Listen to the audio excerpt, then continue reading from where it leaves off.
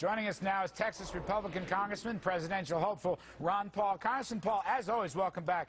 You know, this gold rush continues to explode, and I know from a bunch of reports you yourself have been a long-time investor in gold.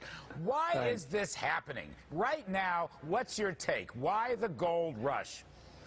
Well, I never think about the price of gold. I always think about the value of the dollar. Traditionally, for thousands of years, the currencies have been measured by gold, the value of gold to the currency.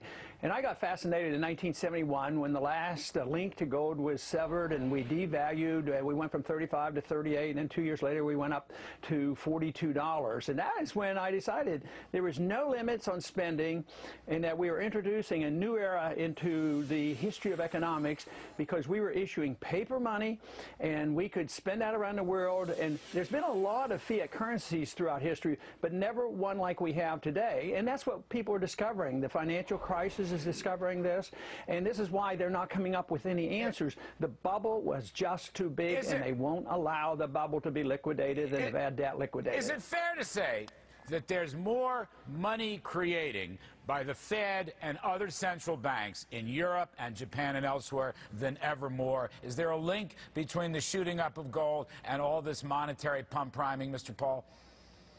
Absolutely related, because they're debasing the currency. They want to do this to liquidate the debt. They know we can't work our way out of it because the debt has reached a limit where you can't work your way out of it.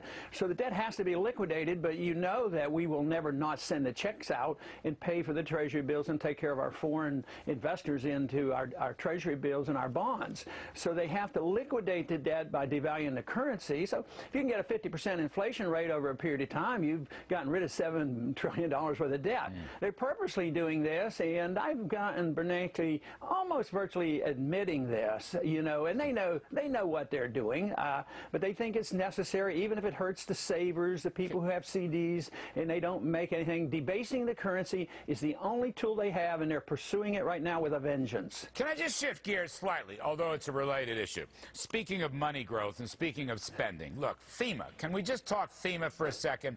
You've got this Hurricane Irene. FEMA's out of money. There's going to be huge demands for FEMA flood disaster insurance and for helping the roads. Governor Chris Christie of New Jersey has already thrown out a $10 billion number for repair. I don't know whether he thinks it's all going to come from FEMA. Should it come from FEMA? Should Congress replenish FEMA's depleting coffers?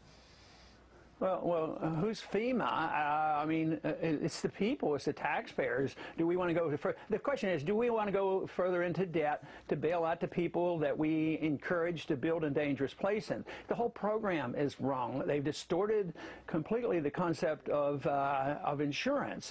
It wasn't insurance is supposed to measure risk. Instead, we guaranteed that if you did risky things, we would bail you out regardless. And the flood program, insurance program, it's bankrupt. I think it's around $20 billion in debt. So it's just another program. But FEMA happens to be one of the worst.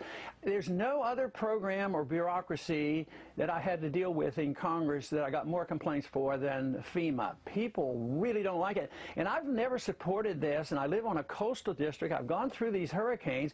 We go to bat for the constituents because they've been told, you know, get into programs and we'll bail you out.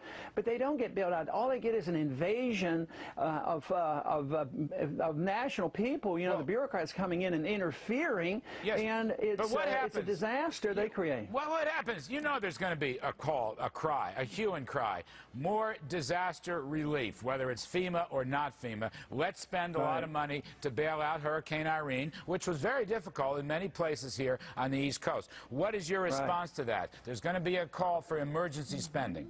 Right. And there's one way I would actually vote for it, and I proposed this when the hurricanes hit Texas. I said, I'm not going to vote for it because there's no money and it's a bad program. But if you cut $1 billion or $2 billion out of a program overseas that just gets us into trouble, put half of it toward the deficit, I will vote to put the other half into a domestic program that needs to be saved. So if they have this crisis and we could cut $1 billion out of our debt and spend $1 billion here or whatever, do it. But we just can't keep printing the money and running up the debt. That's how we got in this trouble. So I have refused to do that ever since 1971, since I've been in Congress. So I'm not likely to change my opinion on that. I hear you. Amen. Congressman Ron Paul, thank you very much, sir. As always.